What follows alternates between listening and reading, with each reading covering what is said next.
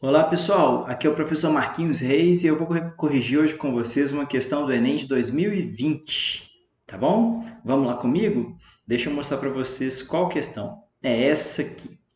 Olha só, vou discutir com vocês como essa questão trabalhou alguns conceitos dentro da prova de ciência da natureza. Ciência da natureza, gente, porque dependendo do ponto de vista, essa questão pode ser observada como uma questão de química ou até de biologia, né? Mas vamos lá, vamos trocar uma ideia aqui, ó.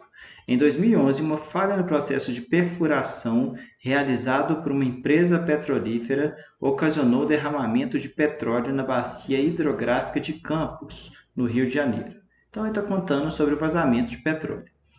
Os impactos decorrentes desse derramamento ocorrem porque os componentes do petróleo. Então, basicamente aqui nessa questão, ele está trabalhando o conceito de o petróleo ser uma mistura de componentes, e essa mistura de componentes do qual o petróleo faz parte tem como maioria os chamados hidrocarbonetos. O petróleo não é formado só por hidrocarbonetos, tá?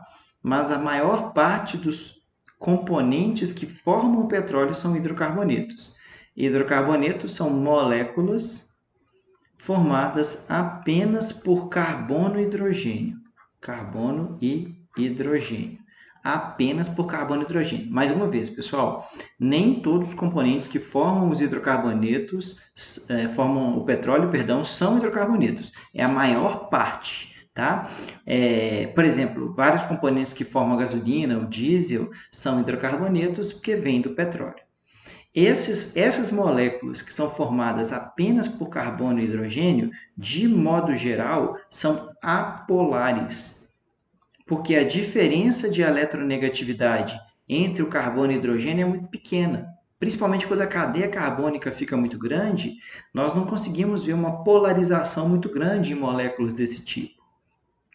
Dessa forma, como a questão pede, por que gera impactos? Por que gera impactos o derramamento de petróleo? Letra A.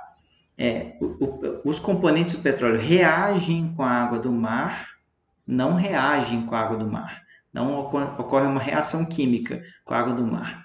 Nada, não. Alguma coisa pode até ter uma reação química com algum componente que está na água do mar, gente. Tá? Mas não é isso que faz com que o derramamento de petróleo seja perigoso. Tá? E sofrem degradação, gerando compostos com elevada toxicidade. Não é isso. Eu vou tentar colocar diferente aqui. Ó. Eu vou fazer o seguinte, eu vou colocar aqui falso, para tirar a letra A. Letra B. Acidificam o meio, promovendo o desgaste de conchas calcárias de moluscos e a morte de corais. Bom, pessoal, também não é isso. O que gera a acidificação da água do mar é a inserção, por exemplo, de CO2, gás carbônico, que ao reagir com a água, produz, por exemplo, ácido carbônico, e aí sim geraria uma acidificação da água do mar. Tá? Mas não é o caso dos hidrocarbonetos, não é esse, tá? Letra C, dissolvem-se na água, os componentes do petróleo dissolvem-se na água? Falso. Já está errado.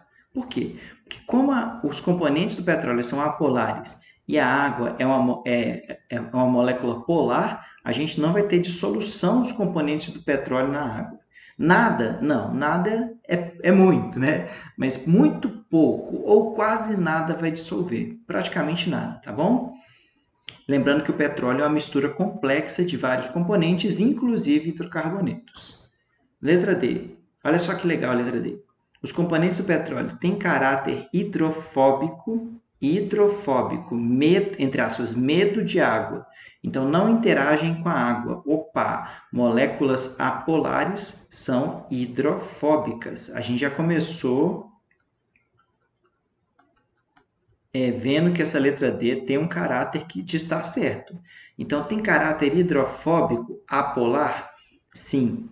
E baixa densidade, moléculas do petróleo têm baixa densidade? Sim, porque quando tem derramamento de petróleo, o petróleo boia, né, na bacia, por exemplo, nesse caso desse acidente, impedindo as trocas gasosas entre o meio aquático e a atmosfera, item correto, letra D. Letra E. Tem cadeia pequena e elevada? Não, os componentes do petróleo geralmente são componentes de cadeia pequena, mas tem componentes de cadeia muito grande, cadeia carbônica grande, tá? Vai ter uma certa volatilidade? De certa forma, sim, mas de modo geral, os componentes que formam o petróleo são moléculas com muitos carbonos, principalmente porque o petróleo é constituído principalmente por uma fase mais líquida, mais viscosa, mas mais líquida, né? Então, a letra E também está falsa por causa disso. Dessa forma, a resposta correta é a letra D. Tranquilo? Bom, pessoal, essa foi a questão do Enem de 2020. Deixa o like, comenta se você gostou da resolução dessa questão e a gente se vê numa próxima. Valeu!